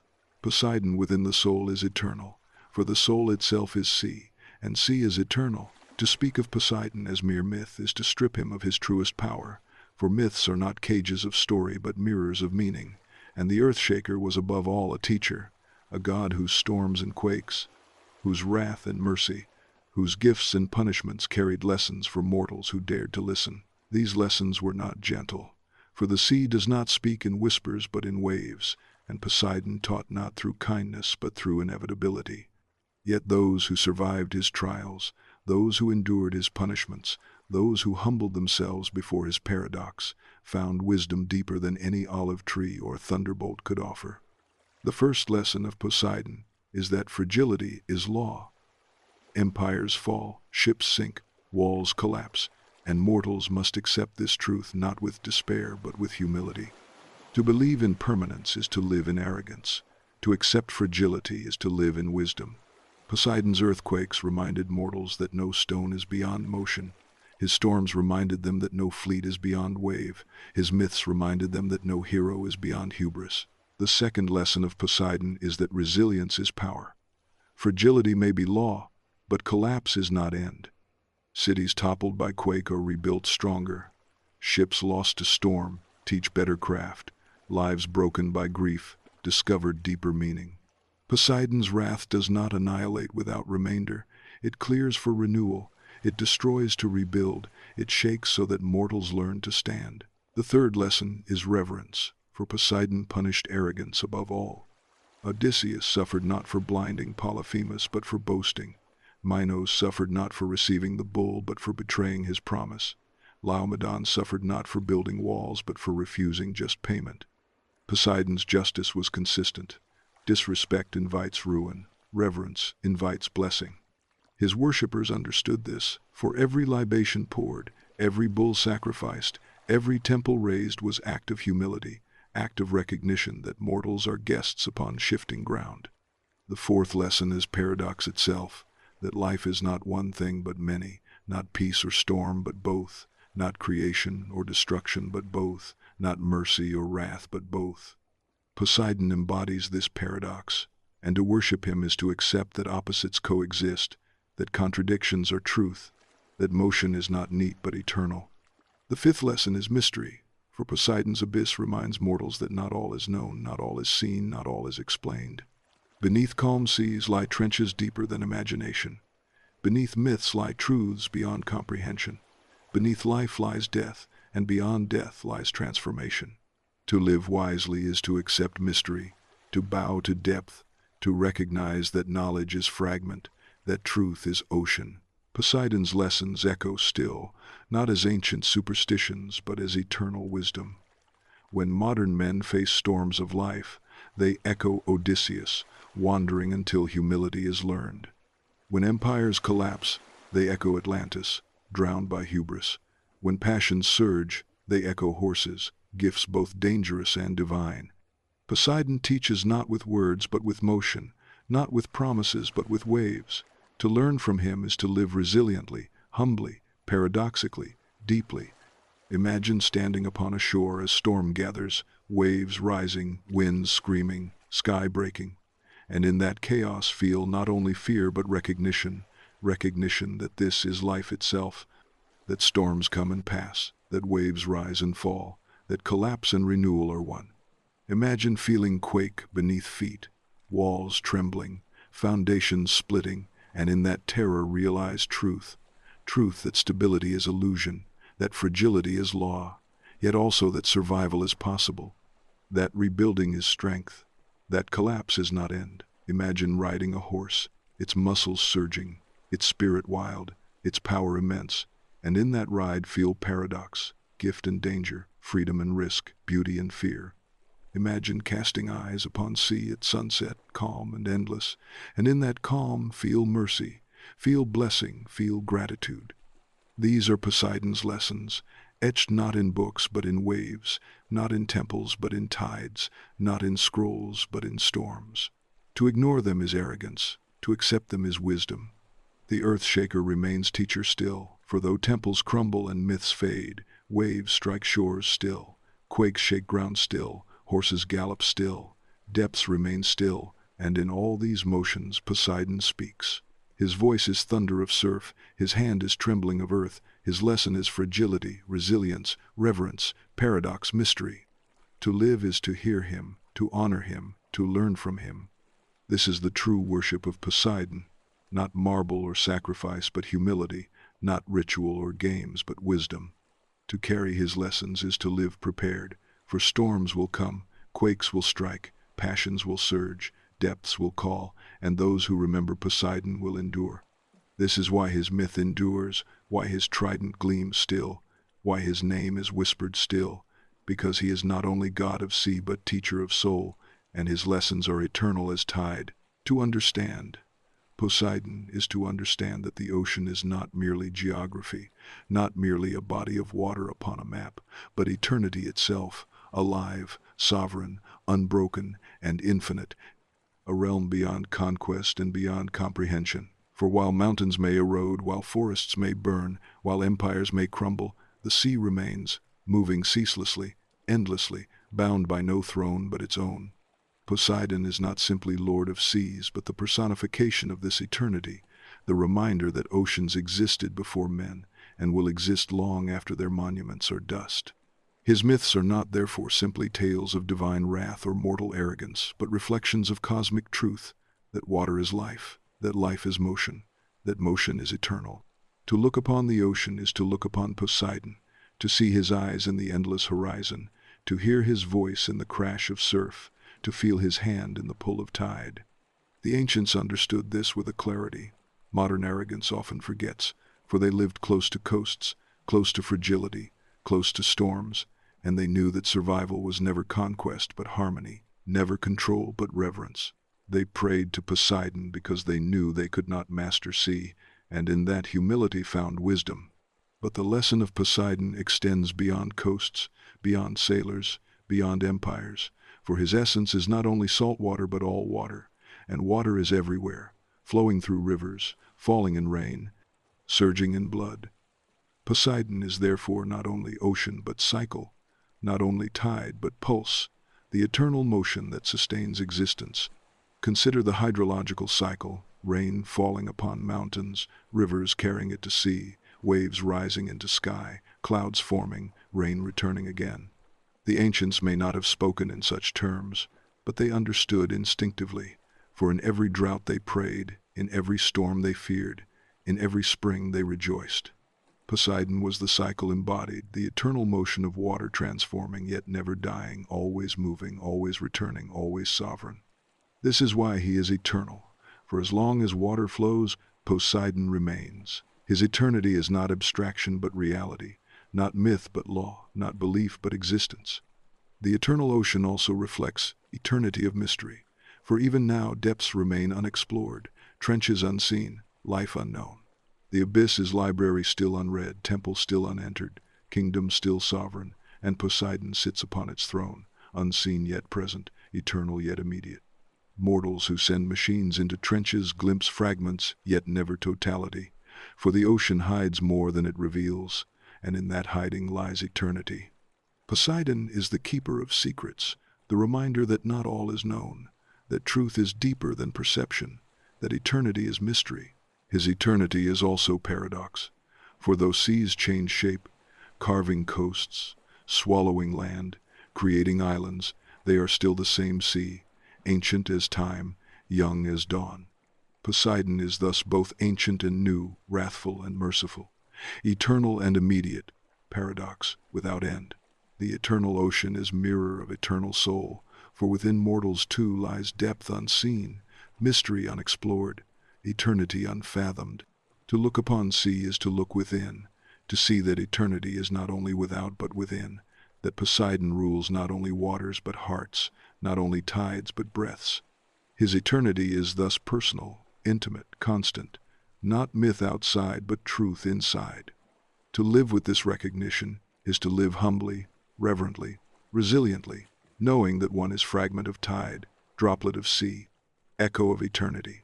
Poseidon's eternity is thus not distant but immediate, not abstract but present, for in every sip of water, in every breath of mist, in every tear upon cheek, Poseidon lives.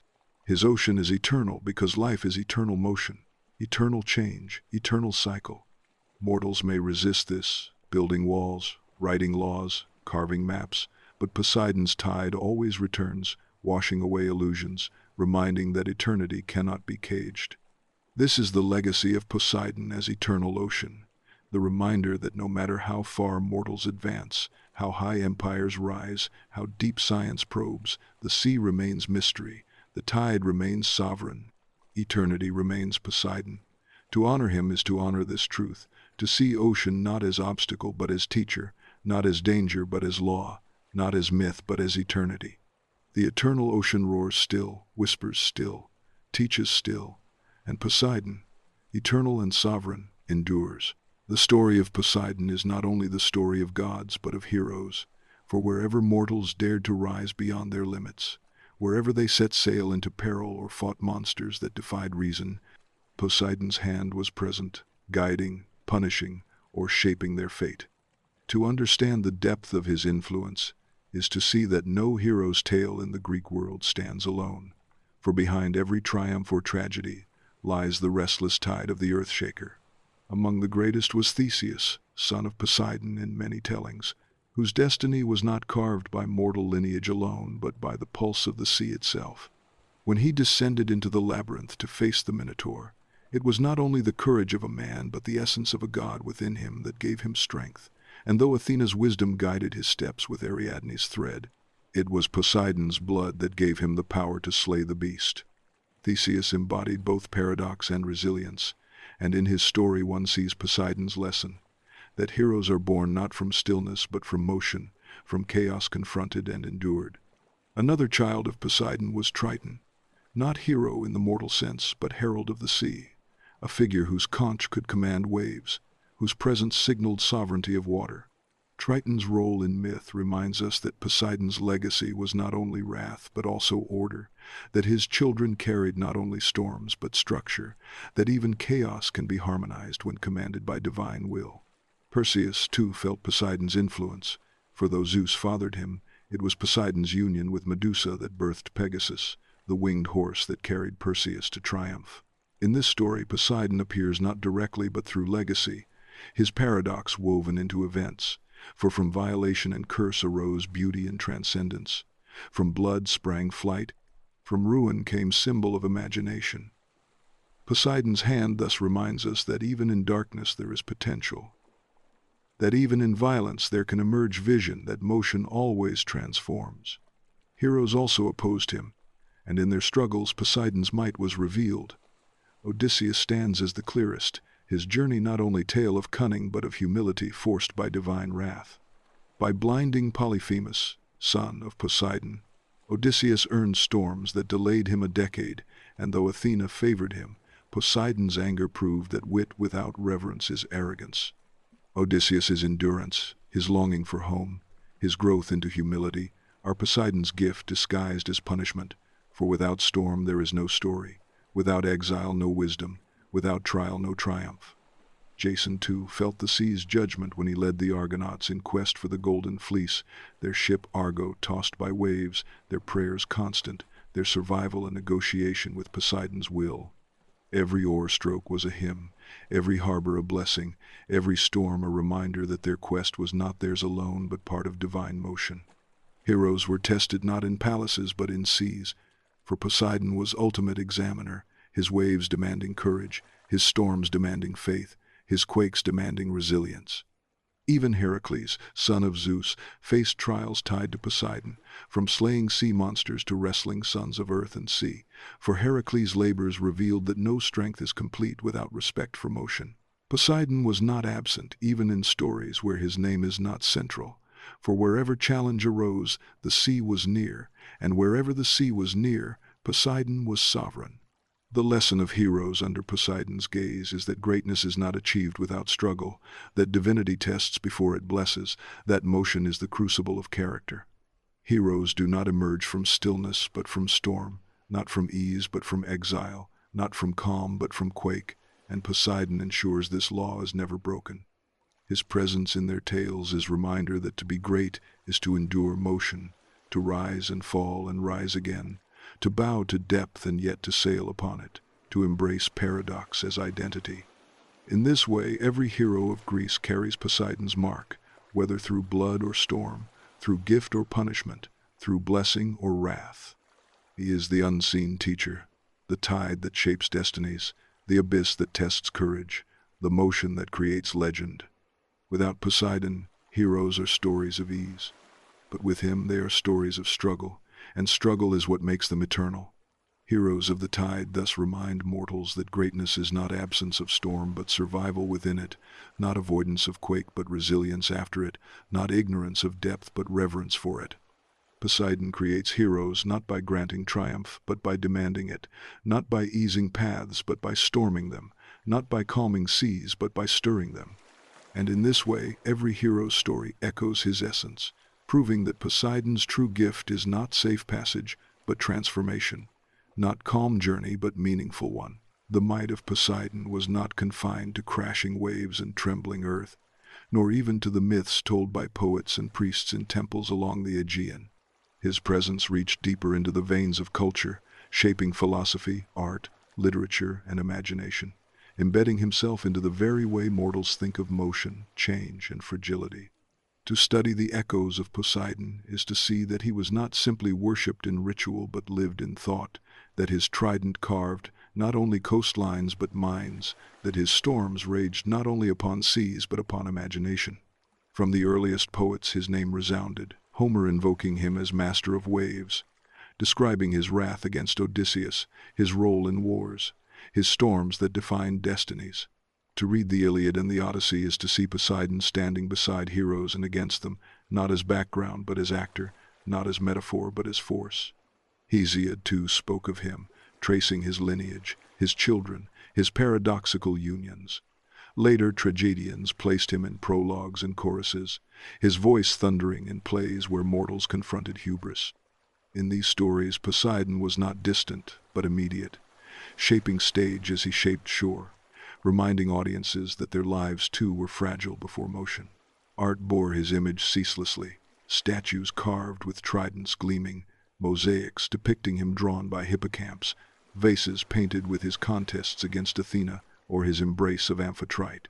To walk through ancient cities was to see Poseidon everywhere, not confined to temples but woven into daily life. His trident engraved on coins, his image carved on fountains, his horses painted on walls. He was not an abstract idea but a visible reminder, omnipresent as the sea itself. Philosophy, too, carried his echoes, for though philosophers often spoke of elements and principles rather than gods, their ideas mirrored Poseidon's essence. Heraclitus declared that change is law, that one never steps into the same river twice. And though he did not name Poseidon, the law was the same. Motion is eternal, permanence is illusion. Plato spoke of Atlantis, describing a city blessed by Poseidon and drowned by hubris, and in this tale he embedded moral and political philosophy, using Poseidon's myth as parable for governance, humility, and justice. Stoics found in the sea the image of fate, unyielding and sovereign, and their call to accept what cannot be controlled is Poseidon's law transcribed into ethics. Even Christian writers, though rejecting pagan gods, inherited his imagery, casting the sea as chaos, abyss, trial, baptism, echoing Poseidon in their metaphors, shaping the language of faith. The echoes continued through centuries, through Renaissance painters who revived his image as Neptune, muscular and majestic, through Baroque fountains, where water itself became spectacle of divinity, through romantic poets who sang of storms and oceans as mirrors of soul, their Poseidon no longer templed but still thundering. In music, too, his essence resounded, symphonies invoking seas, operas staging storms, choruses echoing waves. The earthshaker lived in every note that rose and fell like tide.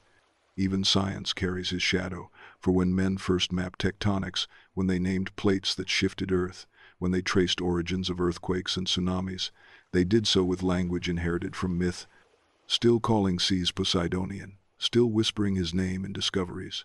Psychology, too, inherits him, for the unconscious is spoken of as depth, abyss, wave, storm, reflecting Poseidon's eternal mirror of inner self. Culture cannot forget him because the sea cannot be forgotten, because motion cannot be denied, because fragility cannot be ignored.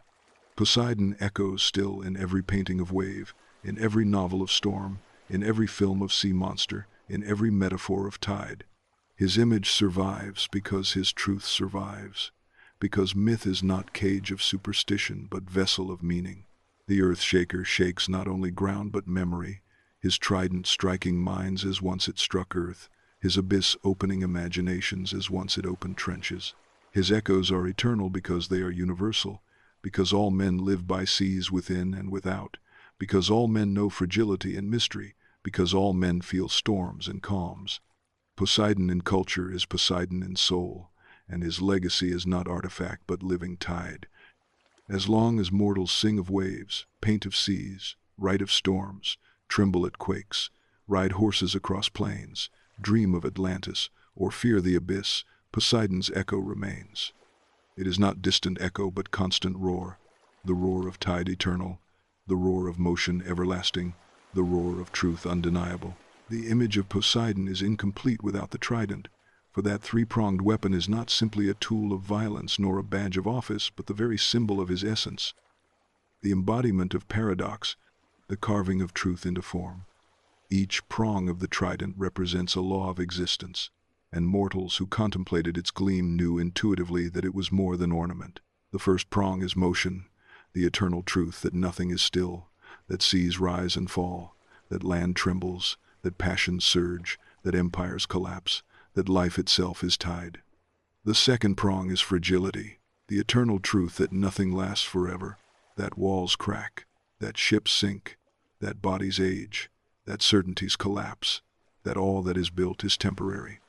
The third prong is resilience, the eternal truth that though collapse is law, renewal is possible, that from ruin rises strength, that from storm comes calm, that from exile comes home, that from death comes transformation. Together these three truths carve the world, not only seas but souls, not only empires but individuals. Poseidon's trident is thus philosophy forged into weapon, truth sharpened into form, eternity concentrated into three lines. To see him wielded in myth is to see more than combat. It is to see him pierce illusion, shatter arrogance, reveal law. When he struck earth and caused springs to rise, it was motion manifest. When he shattered cliffs or wrecked ships, it was fragility revealed.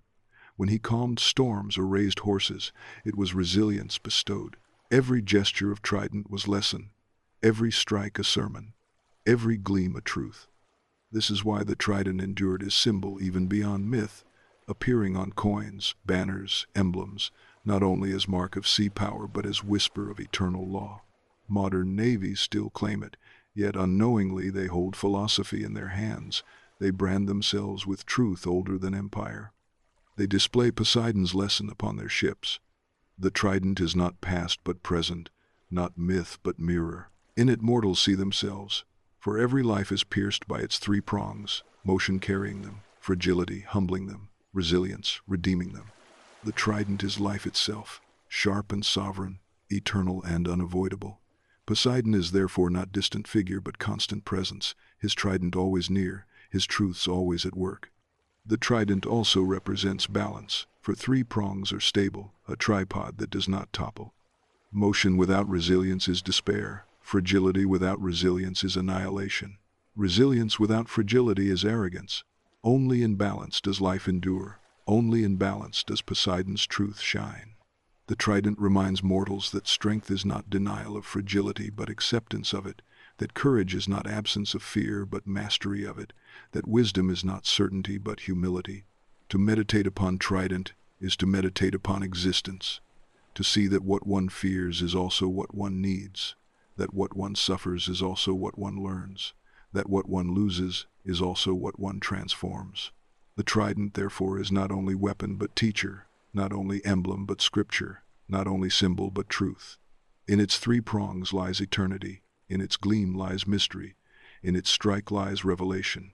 Poseidon holds it still, unseen yet present, his trident piercing not only seas but souls, his truth striking not only earth but hearts. The earth shaker shakes still, the trident gleams still, the truth resounds still, eternal as tide, unbroken as wave, sovereign as sea. The story of Poseidon has carried us from the high cliffs of Saunion to the raging storms of Odysseus, from the drowned halls of Atlantis to the trembling ground beneath mortals' feet, from the hoofbeats of horses across plains to the silence of abyssal trenches where no light reaches. Yet to end his tale is impossible, for Poseidon is not past but present, not story but law, not invention but eternity.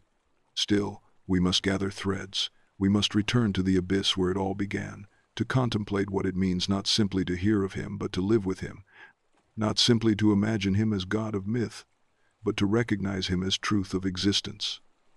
For Poseidon is not only waves upon shore but the tide of life itself, and his story ends only where ours begins again.